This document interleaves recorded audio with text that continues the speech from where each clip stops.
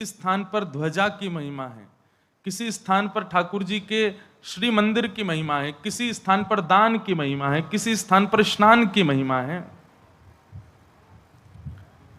सब जगह की महिमा अलग अलग हैं, पर हमारे वृंदावन की तो रज की महिमा है।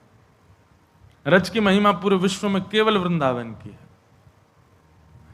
और सत्य पूछें तो राधा वल्लभ, राधा रमण, बांके बिहारी, मदन मोहन आदि आदि जो भी हमारे वृंदावन के सब आचार्यों ने प्रकट किए ठाकुर जी के स्थान हैं, कौन बड़े कौन छोटे, इसमें कोई अंतर नहीं। सही पूछें तो वृंदावन की सीमा में दुकान पर बैठे भय लड्डू गोपाल के दर्शन को भी वही फल है जो बिहारी जी के दर्शन को फल है। और तो हम लड्डू गोपाल तो फिर भी एक संकेत कर रहे हैं कि आकृति है, पर वृंदावन में प्रविष्ट होने के बाद तो कोई ब्रजवासी दिख जाए, कोई बालक दिख जाए, कोई सांवरो सो दिख जाए, कोई घुंघराले केशन में दिख जाए, कोई भी तरह से ठाकुर जी के संबंध को कोई व्यक्ति दिख जाए, यत्र प्रविष्टो सकलोपि जंतु आनंद सच्चिद घनताम उपैति, सब ठाकुर जी के स्वरूप में विचरण कर रहे हैं।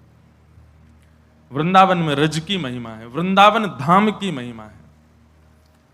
हमारे यहां तो रसिकजन कहें, विपिन राज सीमा से बाहर हरिहु को नाही निहार, रेमन वृंदा विपिन बिहार।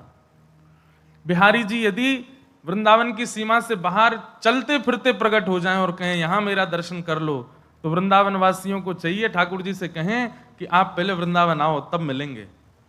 विपिन राज सीमा से बाहर हरिहु को नाही निहार, रेमन वृंदा विपिन बिहार। वृंदावन सामान्य नहीं है भैया।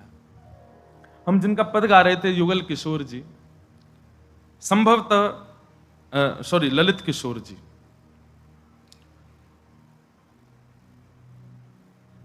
क्या कह रहे हैं? वृंदावन सो नेह लगइए। कई लोग मुझे आके बोलते महाराज जी हमारा बिहारी जी में ही मन लगता है और देवताओं के यहां मन नहीं लगता और मंदिरों में इतना भाव नहीं आता। कोई कहे राधा रमण जी में खूब भाव आता है, राधा वल्लभ जी में नहीं आता, राधा वल्लभ जी में आता है और जगह नहीं आता। तो आपकी भक्ति अभी अपूर्ण है। मतलब सब्जी में मिर्च तो डल गई, मसाले तो डले, नमक नहीं डला अभी। ठाकुर जी को स्वाद नहीं आएगा आपके भक्ति के भोग में। वृंदावन प्रविष्ट होने के बाद में जहां जड़ चेतन में ठाकुर जी देख रही हैं गोपियां, वहां हम मंदिरों में भेद कैसे कर सकते हैं? वहां हम स्थानों में भेद कैसे मान सकते हैं कि वह स्थान श्रेष्ठ है, वह अश्रेष्ठ है? सीधी बात कहें तो सूत्र यह है कि वृंदावन में तो दोष बुद्धि रहनी ही नहीं चाहिए। दोष बुद्धि नष्ट हो हमारी। हमारा भजन ही इसीलिए, हम नाम जप इसीलिए कर रहे हैं, हमारे माथे पर उर्दपुंडी इसीलिए है कि हम दोष दृष्टि ना देखें वृंदावन में। कम से कम पूरे विश्व की जगह एक छोटे से वृंदावन को ही लेके रखो, यहां मुझे कोई में दोष नहीं देखना है। जब अवसर मिले जहां जाओ वहीं पर वही भाव होना चाहिए जो एक स्थान पर राधा रमण जी में आप उत्ताल भाव में रहते हो, तो वही भाव आपका दूसरे मंदिरों में और दूसरे स्थानों पर भी होना चाहिए। अब हम श्री वैष्णव रामानुज संप्रदाय के दीक्षित बालक हैं। हम हरिवंशियों को भी गाते हैं, हरिदासियों को भी गाते हैं, हम गौड़ियाओं को भी गाते हैं, सबको गाते हैं और किसी में कोई अंतर्भाव नहीं। मन में भाव आता ऐसे ही सब हो जाएं। क्यों भेद दृष्टि हम रखते हैं? नहीं, कम से कम वृंदावन में नहीं। वृंदावन प्राप्त हो गया तो संपूर्ण वृंदावन प्राप्त होना चाहिए। एकाध स्थान पर ही क्यों आपकी रुचि है? कैसा है वृंदावन? काम क्रोध आदिक जमदूतन मुख विदुकाय परम पद पई। काम, क्रोध और यमदूत जो हमारे पूरे जीवन को बिगाड़ने में सबसे ज्यादा सहायक होते हैं, वो सबसे पहला नाम है उसमें काम और दूसरा क्रोध। एक बात याद रखिएगा, काम सबका दृश्यमान नहीं होता। बहुत ध्यान से सुनिएगा। व्यक्ति अपने भीतर के काम को छुपा लेता है पर क्रोध नहीं छुपा पाता। लेकिन एक बात याद रखिएगा, काम का जो प्रतिबिंब है, काम का जो प्रतिलक्षण है वो क्रोध ही है। अगर आप अतीत में क्रोध करते हैं तो आप किसी विद्वान को, किसी ज्ञानी को यह संकेत कर रहे हैं कि आपके भीतर काम बहुत है। क्रोध का क्षीण होना, क्रोध का सम होना, क्रोध का निम्न होना एक प्रकार का ये प्रमाण है कि आपके भीतर आप काम भी नष्ट कर चुके हो। हमारे पूरे जीवन को बिगाड़ने में सबसे ज्यादा सहायक हमारे दो मित्र हैं, काम और क्रोध। और इन दोनों पर विजय प्राप्त करने के लिए दुनिया के साधन है। कोई हिमालय में यत्न कर रहा है, कोई गंगा जी में स्नान कर रहा है, कोई दुनिया भर के साधन कर रहा है, पर हमारे रसिक जन कहते हैं वृंदावन से श्रेष्ठ काम क्रोध के मर्दन का कोई स्थान नहीं हो सकता। क्योंकि एक बात बताएं, यहां काम और क्रोध को मारा नहीं जाता है, काम और क्रोध को भी सहचरी बना करके ठाकुर जी की सेवा में लगाया जाता है। ये वृंदावन है। गोप्य कामात भयात कंसः, यहां गोपियों के चित्त में भी श्री राधा रमन लाल जी की भुजाओं को देख करके आनंद आता है। श्री राधा रमन लाल जी के गालों के गोलाई को देख करके गोपियां आनंदित। अभी लीला शुरू होगी लाल जी की, सुनियो। अगर आप लोग ये सोचें कि ये संसारी वाला काम है तो देखिए, ठाकुर जी जब लीला कर रहे हैं उस समय ठाकुर जी की लीला को देखने वाली 80-80, 90-90 साल की गोपियां भी ठाकुर जी को प्रियतम मान के देख रही हैं। और ठाकुर जी कितने बड़े हैं? 1-1.5 वर्ष के हैं बस। 90 वर्ष की गोपी और 1.5 वर्ष के गोपाल जी, काम हो सकता है? पर नहीं। सही पूछो तो काम सहचरी रूप धारण करके प्रेम रूप धारण कर लेता, प्रेम बन जाता है वृंदावन में आकर के, वही प्रेम स्वरूप हो जाता है। वहां वासना नहीं होती, वहां रूप, स्पर्श, शब्द, गंध आदि की भावना नहीं रहती है, वो अतीत में चला जाता है। और काम और क्रोध जब ये दोनों शांत होते हैं तो यमदूत स्पर्श नहीं कर सकते आपका। काम क्रोध आदिक जमदूतन, मुख बिदुकाए परम पद पई। काम क्रोध देखते रह जाएंगे, उनके मुख के आगे से परम पद की प्राप्ति हो जाएगी। रसखान रूप देखने के शौकीन थे, लेकिन जब वृंदावन चंद को देखा तो पूरे विश्व के रूप को देखने की आसक्ति नहीं रही। एक प्रकार से मैं तो एक बात कह दूं, मैं तो कहता ही रहता हूं, सुनो।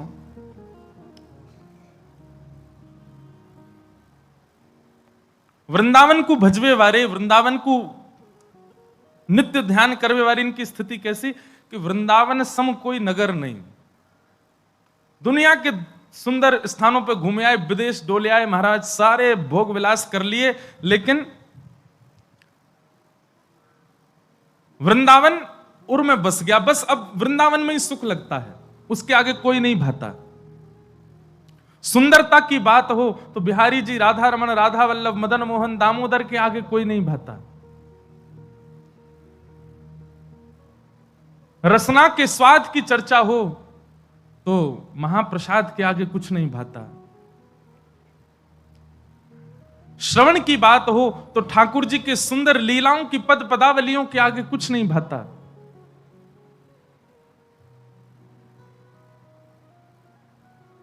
नृत्य की बात हो तो महासंकीर्तन में उद्मान होकर के, निवृत्त होकर के, दोनों भुजा उठा करके वह बेताल नृत्य करने के आगे भी कुछ नहीं भाता। तो समझो कि कृष्ण ने आपको स्वीकार किया है। जो कुछ भी आपको रुचिकर लगे वह रुचिकर वो लगे जो ठाकुर जी से संबंध का है। विलग ठाकुर जी से जो भी वस्तु है उसमें रुचि ही ना आवे, चाहे वो कुछ भी हो, तब समझो वृंदावन आ रहा है। रटि रटि राधा रमण ध्यान धर, तुरंत ताप तन पाप न सही है। रसिक जन कह रहे हैं, बोले ध्यान में राधा रमण का चिंतन कर करके राधा रमण राधा रमण राधा रमण राधा रमण बोलने लग जाओ। राधा वल्लभ बोलो, कुंज बिहारी कहो। जो भी प्रिय लगे आपको नाम, गोकुल चंद्रमा, वृंदावन चंद्रमा, जो भी नाम आपको प्रिय लगता है वह रटना प्रारंभ करो। क्या होगा? बोले तुरंत पाप तन ताप न सही है। अब एक बार राधा रमण भाव से बोलते हैं तो एक दिन के भीतर जो भी पाप हो गया है वो नष्ट हो जाएगा, केवल राधा रमण कहने मात्र से। अच्छा, बात क्या है कि जब आप अकेले ठाकुर जी का नाम बोलते हैं ना, कभी भी याद रखें अपने घर के ठाकुर जी का नाम अकेले ठाकुर जी के नाम से अंकित ना करें।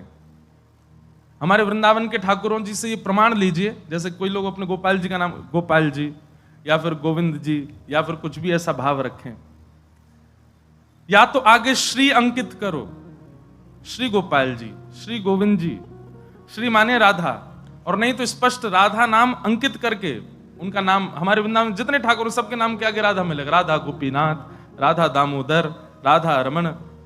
अब बांके बिहारी को तो बोलते हैं, लेकिन बांके बिहारी नाम पुराना तो ठाकुर जी का जो है कुंज बिहारी। बिहारी का मतलब क्या है? जो कुंज में बिहार, दोनों युगल, राधा रानी और ठाकुर जी। अकेले तो ठाकुर जी रहते ही नहीं, युगल रूप से।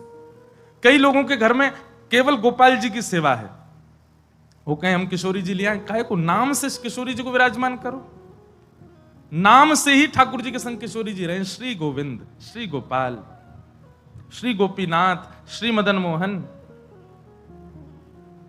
राधा सहित।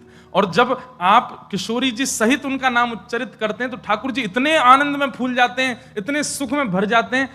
उनके सुख भरते ही आपने सुबह प्रारंभ उठकर के लेके अभी तक जो भी आपसे पाप बन गया, ठाकुर तुरंत उसको नष्ट कर देते हैं।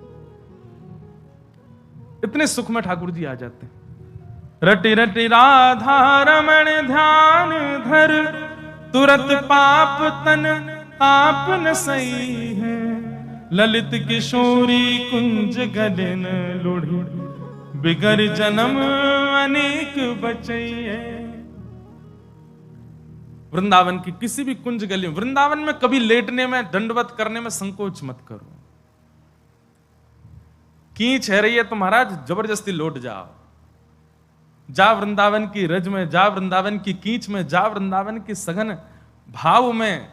ठाकुर जी लौट लौट करके आनंद करें, हम वहां संकोच कैसे कर सकते हैं? उससे क्या होगा? बोले बिगरी जन्म अनेक बनाइए। हम लोग पुनर्जन्म क्यों ले रहे हैं बार बार? हम जो भी जीवन में भोग रहे हैं वो किस कारण से? हमारे पूर्व जन्म के कारण, जो हमें पता भी नहीं है कि हमने क्या किया। एक प्रकार से देखा जाए तो हम अपनी उन गलतियों को भोग रहे हैं इस जन्म में, जिनका हमको पता ही नहीं है कि हमने किया क्या था।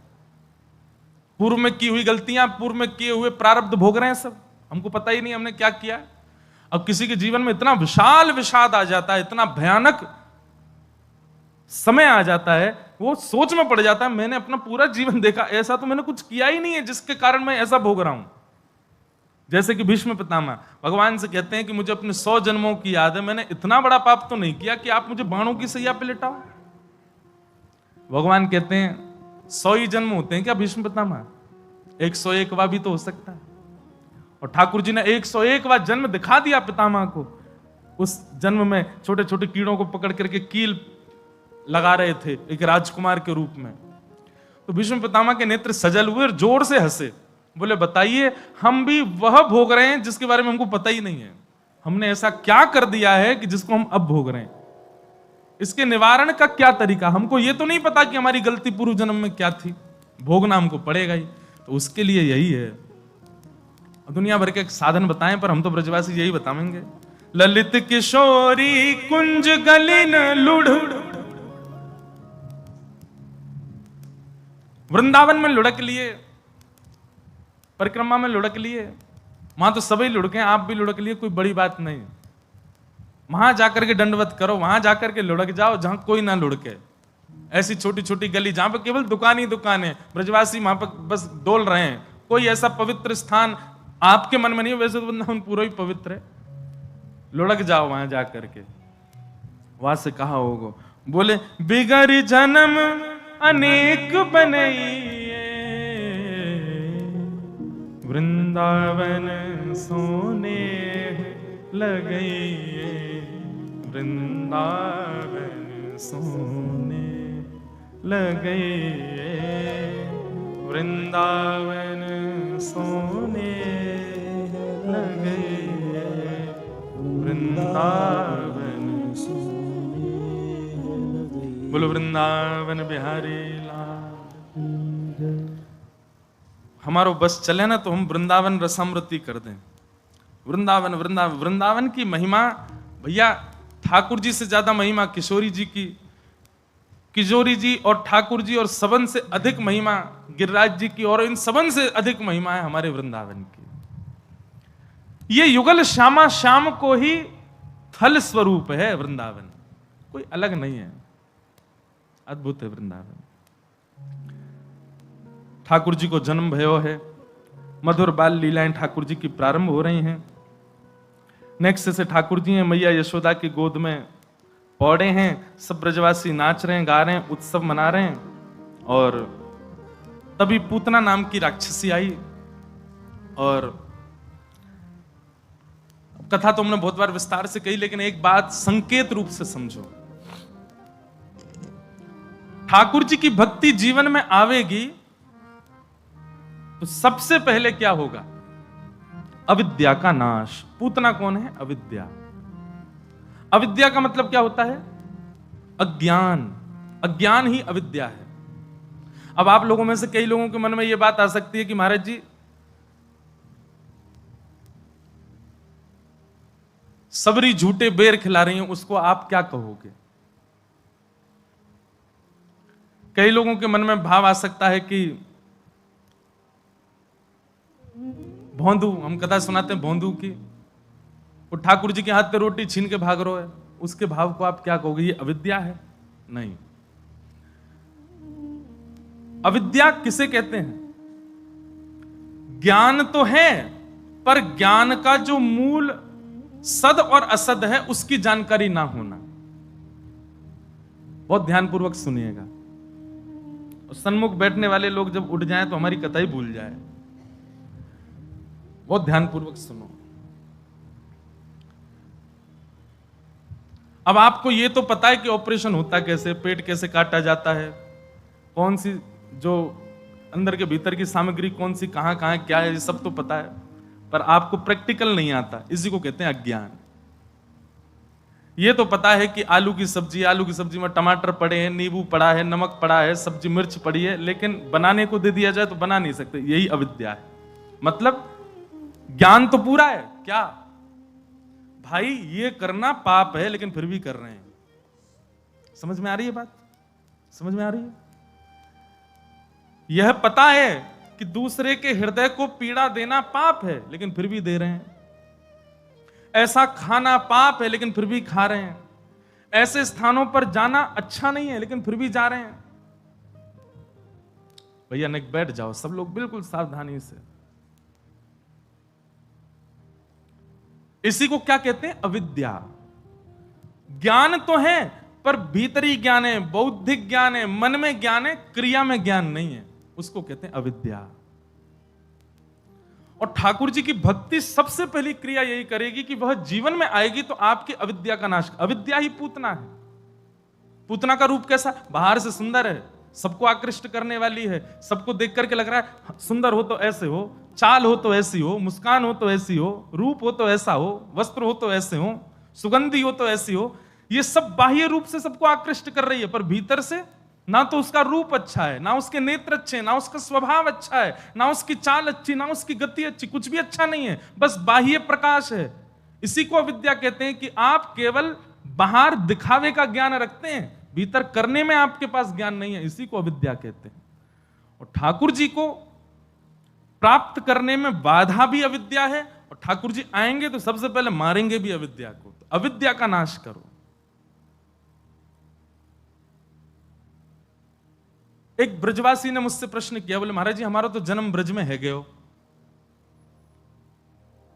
हमारी मैया को जन्म ब्रज में, हमारी नानी को जन्म ब्रज में, हमारी दादी को जन्म, तो हमको भजन करने की आवश्यकता क्यों? हमारे पास तो सब कुछ मिल गया, हमको तो सब कुछ प्राप्त हो गया, ब्रज में जन्म है नो, एक क्षण भी ब्रज में रहनो, वही कितनी महिमा बताई जाए, तो हमारा तो जन्म है, अब हम क्या करें? मैंने कि भैया एक प्रकार से जन्म तो कंस का भी ब्रज में ही हुआ था। कंस भी तो मथुरा में ही हुआ था। मैंने कि एक प्रकार से ये अघासुर, बकासुर, धेनुकासुर आदि भले ही जन्म में कहीं और होंगे, लेकिन मृत्यु सबन की ब्रज में ही भाई। वो बात अलग है, ठाकुर जी के हाथों मरे, सदगति हुई। मैंने कहा फिर भी वो राक्षसी माने जाते हैं, वो श्रेष्ठ नहीं माने जाते, वो शुद्ध नहीं माने जाते। मैंने कहा बाई चांस मैं वैकुंठ चला जाऊं और वैकुंठ में मुझसे कह दी जाए वो सामने वाली पौड़ी पे वो कौन है? बोले अघासुर बैठा है। मिला तो उसको वैकुंठ ही है, लेकिन है तो वो असुरी, तब भी उसके प्रति असुर बुद्धि ही रहेगी। इसीलिए नाम जप साधना सत्संग ब्रजवासियों को भी आवश्यक है। क्यों? क्योंकि साधना करने से, नाम जप करने से, सत्संग श्रवण करने से अविद्या नष्ट होती है, और जब तक अविद्या नष्ट नहीं होगी ना, तब तक परिपूर्ण श्री कृष्ण प्राप्त नहीं हो सकते। भगवान ने ब्रज में आते 6 दिन के अंदर पूतना को मार के सबसे पहले समस्त ब्रजवासियों की अविद्या को नष्ट किया, क्योंकि जब तक अविद्या रहेगी तब तक मैं परिपूर्ण इनको मिल ही नहीं पाऊंगा। अविद्या का मूल अर्थ क्या है? पता सब है, जानते सब हैं, पर क्रिया में नहीं मानते हैं, उसी को अविद्या कहते हैं। मदिरा पीने वाले को पता होता है मदिरा पीना पाप है, शास्त्रों में इसके लिए मना किया गया, फिर भी पी जाता है। मांस खाने वाले को पता होता है कि हमारे सनातन धर्म में इसको पाप माना गया है, मैं किसी जीव को खा रहा हूं, किसी व्यक्ति के प्राण हरण करके खा रहा हूं, फिर भी खा जाता है। उसको पता है फिर भी खाता है, यही अविद्या है। ठाकुर जी की मिलन में बाधा अविद्या, और ठाकुर जी यदि आए तो सबसे पहले दूर करेंगे अविद्या को, क्योंकि उसके वो जब तक रहेगी मिलेंगे ही नहीं। और अविद्या को नाश करने का सबसे श्रेष्ठ उपाय केवल और केवल सत्संग है। पूतना आई, पूतना के रूप लावण्य को देख करके सब ब्रजवासी मोहित हो गए, सब आकृष्ट होते चले गए। इतने आकृष्ट हो गए कि बेसुध होकर के गा रहे थे, नंद घरानंद भयो जय कन्हैया लाल की। 6 ही दिन के लाला हुए हैं अभी, लेकिन पूतना के रूप माधुरी को देख करके सब अपना गायन भूल गए। उछल रहे हैं, नाच रहे हैं, पर देख उसी की ओर रहे, वाह कितनी सुंदर है, कितनी बढ़िया है, कितनी प्यारी है। सब मोहित होते चले गए। पूतना ने सबको अपना बनाया। भीतर जैसी नंद भवन में पहुंची, नंद रानी यशोदा की गोद में नन्हे से नीलमणि नील माधव भगवान सोए हैं, गोद में लिए यशोदा मैया सुला रही है। आज मैं सूरदास जी की वाणी पढ़ रहा था, इतने सुंदर सुंदर भाव सूरदास जी, आज तो पद ही पद हैं। ठाकुर जी की लीला तो पदों में ही है ज्यादा। इतने सुंदर ठाकुर जी का रूप का वर्णन करते हैं श्री सूरदास जी। आहा, बहुत ध्यान से सुनिए।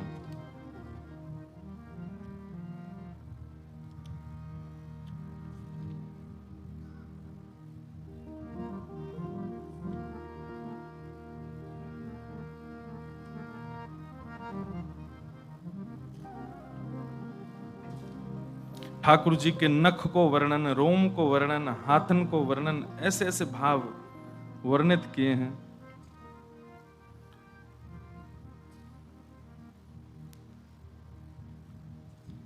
पता ना कहां गए हो।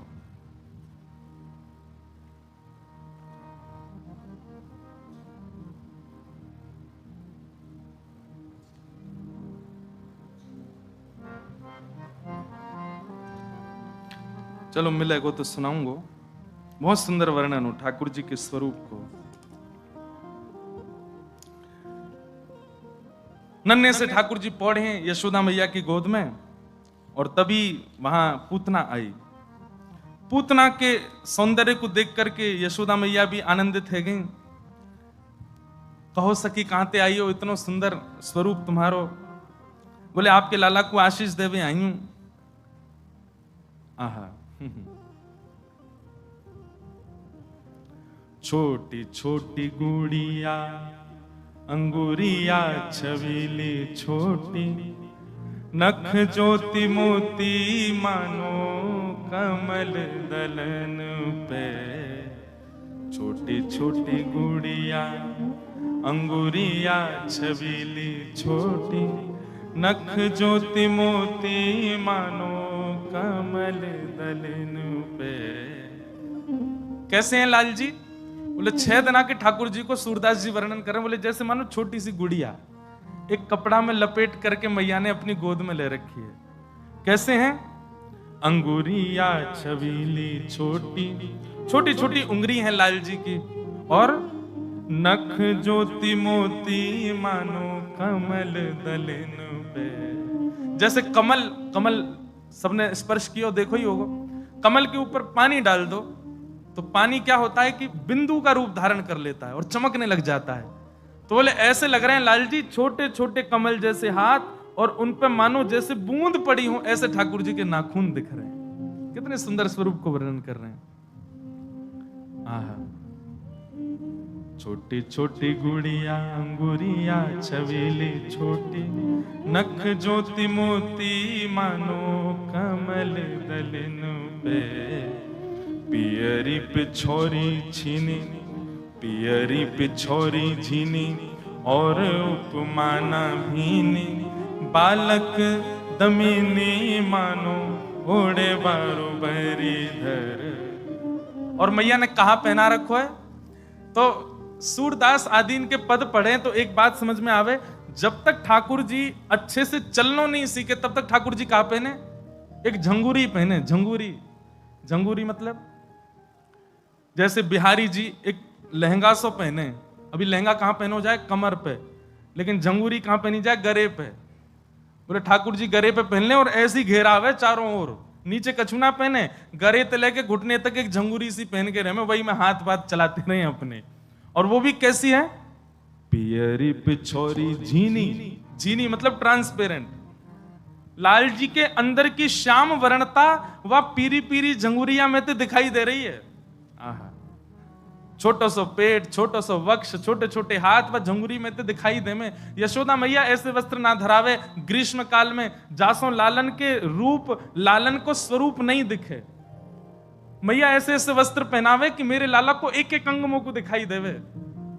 वस्त्र तो नाम मात्र को है, केवल एक आवरण जैसा है, भीतर से सब दिखाई देवे लाल जी को। आहा, और उर्बर उर्बग नखा, कंठ कड़ूला झंझुले वार, बेनी लटकन मसे बूंदा मुनि मन हर। एक बात हमारी मानिएगा, कई लोगों ने इस बार की जन्माष्टमी पर अपने अपने ठाकुर जी को पायल पहनाई, कोंदनी पहनाई, आवाज करवे वाली सब सामग्री धराई मुंह को। बहुत लोगों ने दिखाए, अभी जयपुर में भी कई लोग लेके आए। एक बात और मानो, अब राधाष्टमी आ रही है, अब कहा दोगे ठाकुर जी को, सुनो वृंदावन में मिल जाए तो बढ़िया, नहीं तो एक नजरिया पहनाई जाए ठाकुर जी को। हमारे गिरधर लाल जी पहने, अब चित्र नहीं है, नहीं तो मैं दिखवा तो। बगनखा, बगनखा का मतलब क्या होगा, जैसे बाघ होता है, शेर या टाइगर, उसके नाखून ऐसे होते हैं दोनों तरफ ऐसे करके, वो मड़े हुए कई लोगों के आपने देखे होंगे पहन के घूमते हैं। ऐसे ही बाल कृष्ण प्रभु के अधिकतर पदों में जो श्रृंगार श्रृंखला है, उसमें यशोदा मैया या तो उनको कंठा धारण कराती है, मोटा मोटा एक कंठा गले में और एक कोंधनी और केवल एक बगनखा, इतना ही श्रृंगार करती है यशोदा मैया, इससे ज्यादा नहीं धराती ठाकुर जी को। बगनखा किस लिए, बोले लाला को कोई नजर नहीं लगे। तो बगनखा तो अभी मिलना मुश्किल है, तो भावना ऐसी रखो कि बगनखा है लेकिन स्वर्ण का या चांदी का, ऐसी आकृति जैसे नाखून होते हैं दोनों तरफ ऐसे निकले भये, और मड़वा करके एक माला लाल जी को गले में धारण कराओ। अब आप कहेंगे लाल जी को काई को नजर लगेगी, वो तो परमात्मा है, लोगन की बात है। पर ठाकुर जी को नजर जब लगे ना तो हमारो भजन कम है जाए, हमारे भजन में कटौती है रही है, हमारे भाव में कटौती है रही है, हमारी भावना में कटौती है रही है, हमारी कथा श्रवण में कटौती है रही, तो समझो लाल जी को नजर लगी है। और वो नजर कैसे हटेगी, बगनखा पहनाओ ठाकुर जी को। बगनख पे हमारे लाल जी नित्य पहनते हैं, भीतर पहन के रखे बगनखा, वासो नजर नहीं लगे ठाकुर। लाल जी को नजर नहीं लगेगी तो आपको भजन बढ़तो ही रहेगा। तो अब की राधाष्टमी वैसे तो बहुत कम समय, लेकिन फिर भी लगो, करो दौड़ भाग, बगनखा पहनाओ लाल जी को। तो वर्णन कर रहे हैं श्री सूरदास जी, और बगनखा कंठ कड़ूला झुंझुले बार, झुंझुले बार, झुंझुले बार मतलब घुंघराले बाल, बेनी लटकन मिस बुंदा मुनि मन हर। बैनी मतलब चोटी, घुंघराले कछु केशन की चोटी है, कछु केश तो घुंघराले फैले हुए हैं ठाकुर जी के, माथे पे आ रहे हैं, मुख पे आ रहे हैं, कछु केशन को बांध करके। मैया तो पूरे केशन की बनावे पर लाला हाथन सो कछु निकाल ले, तो कछु बार तो आगे ही रहे लाल जी के। और वाके ऊपर कहा है, कभी कभी हवा चले तो बार पीछे को हटे सो ठाकुर जी को ढिटौना दिखाई दे। यहाँ पे यशोदा मैया ने अपने काजर को एक बिंदा रखो है, बैनी लटकन मसी बिंदा मुनि मन हर। सूरदास जी कह रहे हैं श्री लाल जी के माथे पे जो ढिटोना है वही को देख करके इतना आनंद मिल जाए, ऐसे लाल जी दिखने लगे, मन करे वही को देखते रहे। और अंजन रजित नैन चितवन चित चोरे, मुख शोभा पर वारो अमित अमस सर। किल की हस द्वे द्वे दतुरिया, सूरदास मन बस गयो बारे गए। सूरदास जी इतना सुंदर वर्णन कर रहे हैं ठाकुर जी की छवि को। अब यहां में तो दतुरियां आई हैं, लेकिन अभी लाल जी 6 दिन आगे दांत ना निकले हैं, लेकिन ठाकुर जी प्रकट रहते ही इतने प्यारे लग रहे हैं। वही समय से ही ठाकुर जी को स्वरूप इतना मनमोहक है, यशोदा मैया तो हृदय से लगा के रखे, कोई को दिखावे ही ना है। वर्णन आवे कि बहुत ब्रजवासी ने हल्ला किया कि मैया नेक तो दिखा दे, सो मैया अटारी पे गई और जाके कपड़ा हटा के लाला के केवल चरण दिखाए सबन को, देख ले, मुख तब भी नहीं दिखायो, हृदय से लगा के रखे। इतने प्यारे हैं श्याम सुंदर। पूतना आई और पूतना के आते ही यशोदा मैया को लगी सुंदर स्वरूप है, या को सुंदर भाव है। मैया ने लाल जीवा की गोद में दे दिए। पूतना ने जैसी गोद में लेकर के ठाकुर जी को अपने पयोधर को पान करानो चाहो, पयोधर में लगे हुए विष। अब सबसे पहली तो घटना यह घटी, ठाकुर जी ने पूतना को मुख ही नहीं देखो। क्यों? अविद्या। जो जानते हुए भी गलत करते हैं, जो जानते हुए भी अविद्या का पालन करते हैं, जो पता, कई लोग ऐसे कथा खूब सुनते हैं लेकिन कुछ नहीं करते अपने जीवन में, पालन ही नहीं करते उसका। ऐसी एक बात हमारी बहुत ध्यान से सुनना, कथा से दूर हैं, गलत करते हैं, एक बार को ठाकुर जी उनको देख लेंगे, लेकिन जो कथा सुन के भी गलत काम नहीं छोड़ते हैं ठाकुर जी, उनको तो बिल्कुल नहीं देखते, उनको तो बिल्कुल नहीं निहारते हैं ठाकुर जी। बोले याकू गुरु जी मिले हुए हैं, याकू वृंदावन मिलो भयो है, याकू संत जन की कृपा और वचनामृत मिले हुए हैं, तब भी नहीं सुधर रहा है। ऐसे इनको तो ठाकुर जी देखे ही ना है बिल्कुल भी। इसलिए भैया अविद्या से नेक बचो। अगर कोई चीज को ज्ञान है जाए, कोई चीज की पतो चल जाए, संत जनन से आज्ञा मिल जाए कि ये काम गलत है, प्रयास करो कि वाकु तुरंत छोड़ो, नहीं तो ठाकुर जी अपनी नजर घुमा लेंगे। ठाकुर जी ने पूतना को नहीं देखा।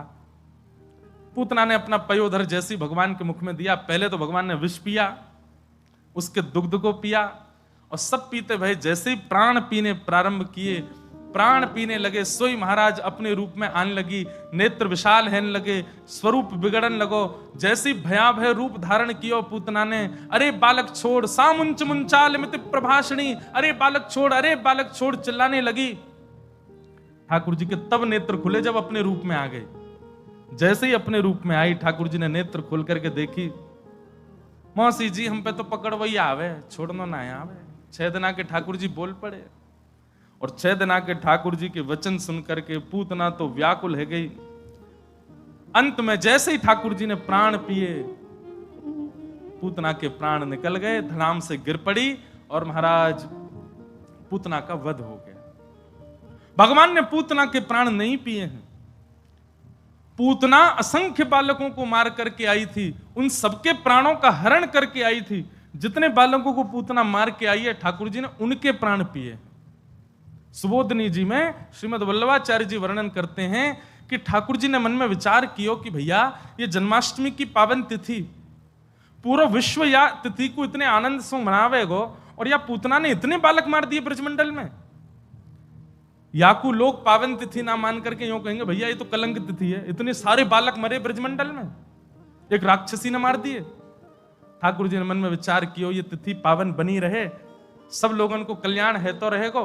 तभी ठाकुर जी ने जितने बालकों का वध करके आई थी, सबके प्राण पूतना के भीतर से निकाल करके और सब बालकों को पुनर्जीवित कर दिया, ताकि उत्सव ना रुके, सब भाव बनो रहे।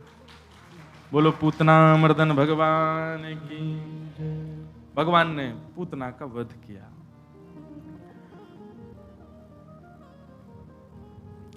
ठाकुर जी को ले जा करके गौशाला में सब मैयान ने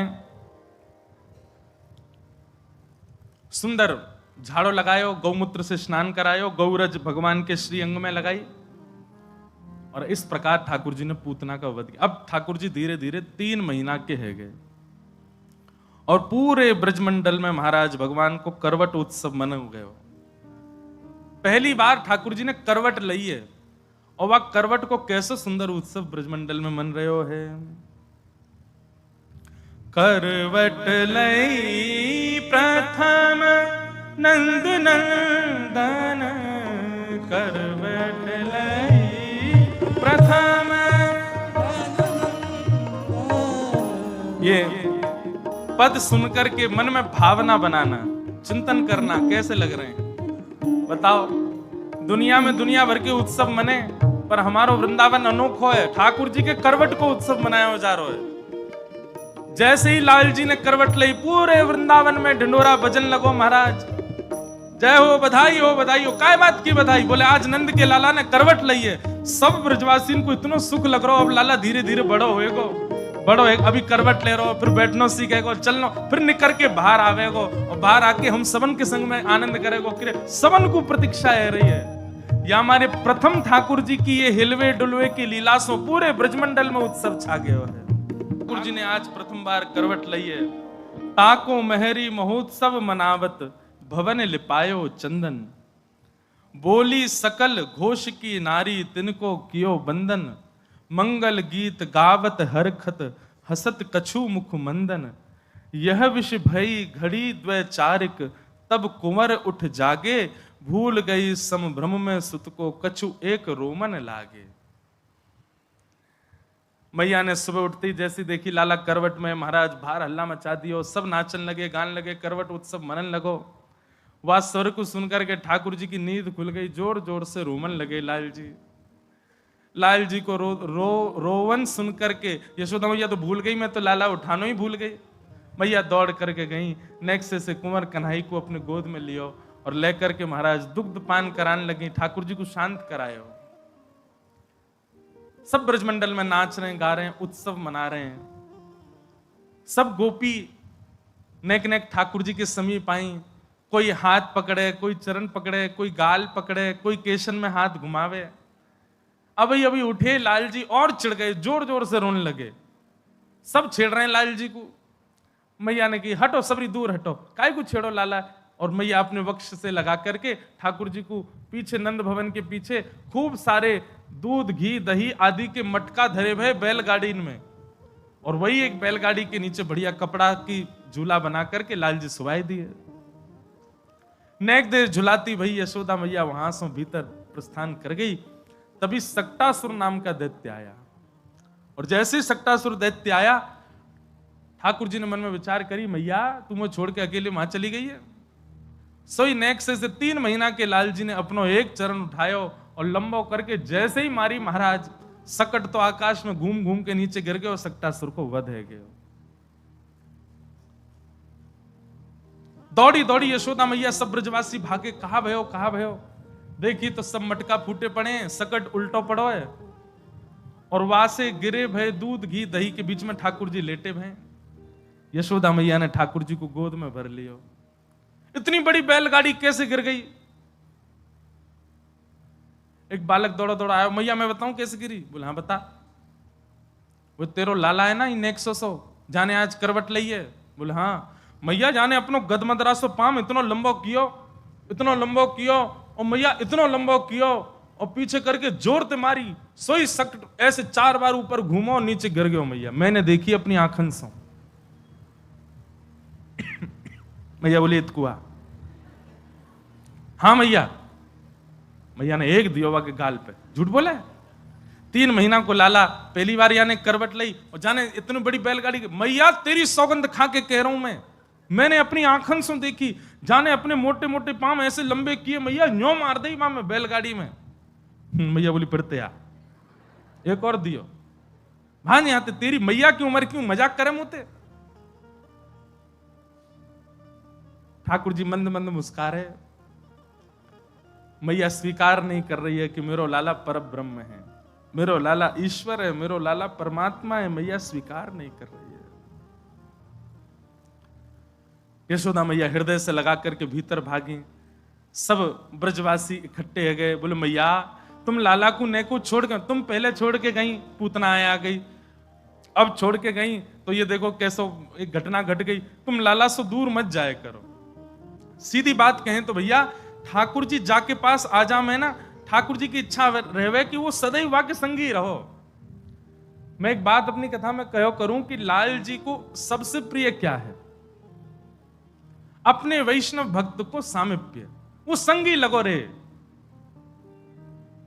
मीराबाई को एक भाव है, माई मेरे श्याम लगो संग डोले, माई मेरे श्याम लगो संग डोले, श्याम लगो संग, श्याम लगो संग, श्याम लगो संग, श्याम लगो संग, हे श्याम लगो संग डोले, माई मेरे श्याम लगो संग डोले, माई मेरे श्याम लगो संग डोले। जित जाऊं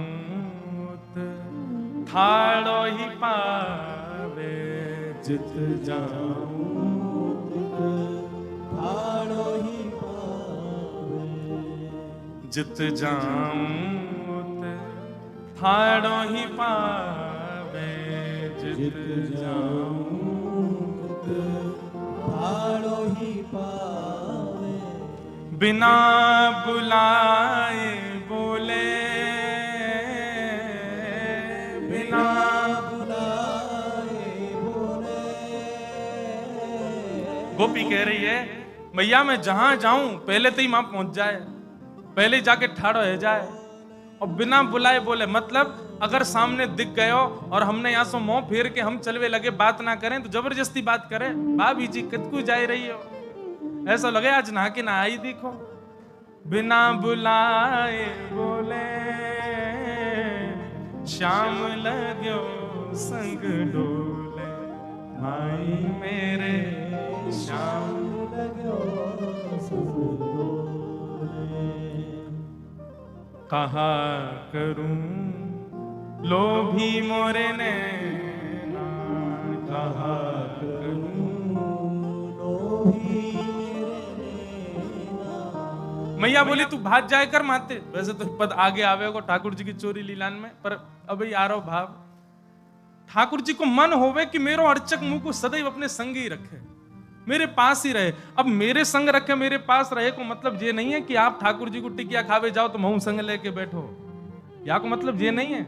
संग रखे मतलब भावना ऐसी रखे कि लाल जी मेरे संग ही हैं, सदैव मेरे पास ही हैं, कछु भी करे, कछु भी खावे, कछु भी पीवे, सब में भावना ऐसी रखे लाल जी मेरे संग ही हैं। अटेंशन सीकर हैं ठाकुर जी, एक मिनट के लिए भी आपको दूर नहीं जानो दे में, आप दूर जाओ ये लाल जी को प्रिय नहीं। यशोदा मैया दूर गई, ठाकुर जी ने सकट घेर करके बुला लें पास में, बोलो मैया मुझे दूर मत करे, और ठाकुर जी गोद में मैया के बढ़िया प्रेम से सो रहे हैं। यशोदा मैया लाल जी को सुवाए रही है। एक पिताजी महाराज, पूज्य पिताजी महाराज एक पद गाते हैं ठाकुर जी को शयन कराने, इतना प्रिय लगता है, कभी गाया नहीं मैंने कथा में।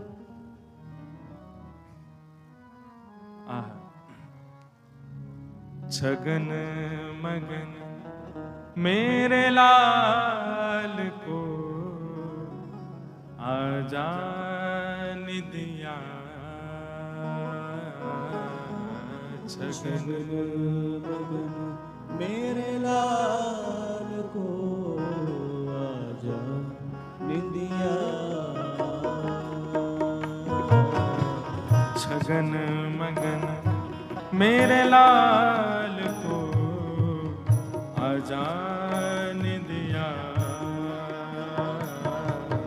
छगन मगन मेरे लाल को आजा। बहुत सुंदर पद है। रात्रि शयन में तो ठाकुर जी को वैसे बिहाग राग सुनाना चाहिए, पर शयन से पहले ठाकुर जी के चरणन की इत्र सेवा करो, निश्चित ही चरण दबा की सुवानी चाहिए ठाकुर जी। चरण और हाथ इनकी बढ़िया मालिश करो, घी लगाओ। सर्दी को समय तो घी लगाओ, गर्मी में इत्र लगाओ। और ठाकुर जी को कोई भाव सुनाते भाई स्वभाव, बहुत सुंदर भाव। छगन मगन मेरे लाल को आजान दिया, आजान दिया।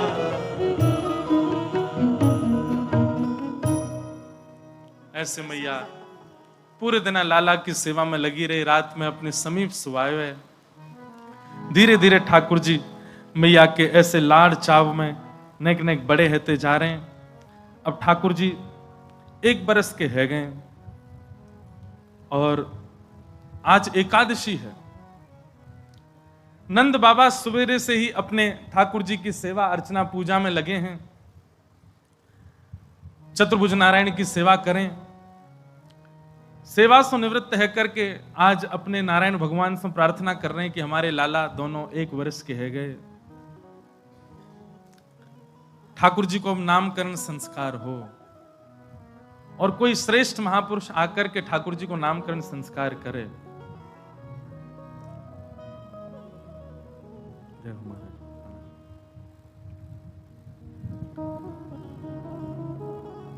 गर ग्रह प्रोहितो राजन यदुनाम सुमहातपा ब्रजम जगाम नंदस्य वासुदेव प्रचोदित।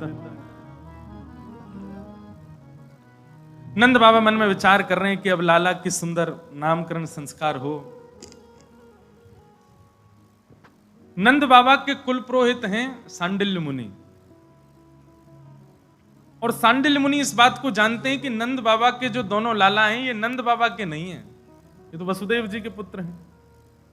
और इसी कारण से वो नामकरण करने नहीं आ रहे हैं कि भैया जिनके कुल के बालक हैं उनके द्वारा नामकरण होना चाहिए। अब ये बात मैं स्पष्ट तो नहीं कह सकता नंद बाबा से कि बाबा मैं कैसे आऊं, तो बार बार सांडिल्य मुनि बहाना बना देते हैं कि अभी तो हम वहां व्यस्त हैं, अभी तो ये यज्ञ चल रहा है, ये अनुष्ठान है। तभी नंद बाबा के मन में भावना आई कि हमारे लाला तो बेचारे 1 वर्ष के गए, अभी तक नामकरण ही ना भयो।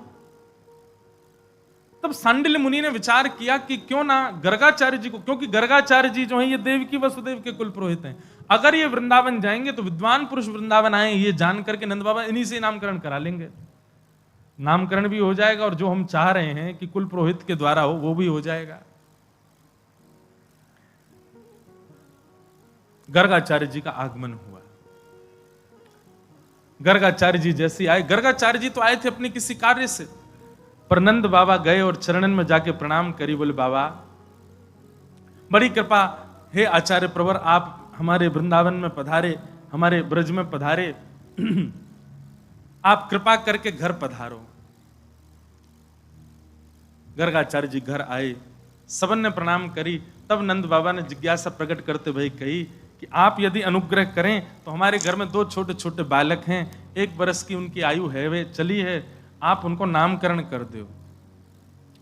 गर्गाचार्य जी महाराज बोले देखो, आपके घर के बालकों के बारे में हम जानते हैं, पर हमने सुना कि आपने उनका करवट उत्सव भी मनाया था। नंद बाबू बोले हम, बोले इतने छोटे से भाव के उत्सव भी मनाओगे तो कंस को तो आप खुद ही न्योता दे रहे हो। अरे बालक घर में प्रकट हुआ, थोड़ा उसको गोपनीय रखो, इतने सारे उत्सव मनाने की आवश्यकता नहीं है। कंस को आप एक प्रकार से स्वयं ही चुनौती दे रहे हैं कि भाई देखो ये नंद नंदन हमारे घर में ही शायद बाल कृष्ण प्रभु हैं, हमारे घर में ही शायद परब्रह्म है, वो तो ढूंढ ही रहा है कि उसका शत्रु कहां है, और उसी कारण से राक्षसों का आक्रमण होता है। नंद बाबा बोले आप आज्ञा करो, क्या करें? बोले नामकरण हम करेंगे, पर नामकरण ऐसा हो कि पड़ोसी को भी नहीं पता चलना चाहिए। यशोदा मैया बोली एक ही तो लाला हमारो, वाक्य उत्सव में सब आमे नाचे गामे, यही तो हमारो मन करे। तो गर्गाचार्य जी ने एक युक्ति बताई, और युक्ति बताते हुए बोले मैया एक उपाय है। बोले क्या? बोले अभी तक आपके यहाँ लाखों ब्रजवासी आयो करते, अब की बार एक काम करो, तुम्हारे घर में 9 लाख गैया हैं, गैयान को उत्सव मनाती हूँ, गैयान के बीच में नामकरण करो। आपकी इच्छा रहे ना कि खूब लोग आवे, तो या बार गैयान को भंडारो करियो, कोई बाहर के लोगों को मत बुलाओ, गौशाला में लाला को नामकरण होना चाहिए। और श्री गर्गाचार्य जी पधारे। गर्गाचार्य जी ने आकर के सुंदर तिथि बताई, एक सुंदर लीला आती है। गर्गाचार्य जी ने कहा कल करेंगे हम नामकरण, मैया आज रात्रि यहीं रुकेंगे। मैया बोली आपकी सेवा में कोई कहा व्यवस्था करनी बताओ। बोले कछु ना, गोबर को चौका लगा दो, सामग्री दे दो, हम स्वयं बनाएंगे, अपने ठाकुर जी को भोग लगाएंगे, रात्रि शयन करेंगे, सवेरे लाला को नामकरण। मैया ने सुंदर सुंदर सामग्री प्रदान करी, आटो दियो, दाल दी, चावल दिए, बोल बाबा बनाओ, प्रेम से स्वयं बना के पाओ। गर्गाचार्य जी ने सुंदर सामग्री सिद्ध करी और सिद्ध करने के बाद अपने ठाकुर जी को जैसे ही भोग थाली में पधरा करके प्रार्थना करने लगे, तुदमें वस्तु गोविंद तुभ्यमेव समर्पयेत्। अब ठाकुर जी नेक नेक घुटमन चलनो सीख गए। घुटरुन चलत रेणु तन मंडित, गोरोचन तिलक किए, शोभित कर नवनीत लिए। ठाकुर जी थोड़े थोड़े घुटमन चलते हैं। जैसी पतो चली गर्गाचार्य जी आए, सोई ठाकुर जी भीतर खेलते खेलते रुक गए। बलराम जी से बोले, इशारे में ही बोलना ना जाने, अभी इशारे में ही बोले, भैया सुगंधी आ रही है, द्वार पे कोई दिव्य महापुरुष आयो, बढ़िया कछु बना रहा है, जा लाला चक्के आ। सोई ठाकुर जी तो घुटमन घुटमन बाहर आए। गर्गाचार्य जी नेत्र बंद करके बैठे हैं। ठाकुर जी ने सामने थाल में से सुंदर खीर उठाई और खीर उठा के प्रेम से पान लगे।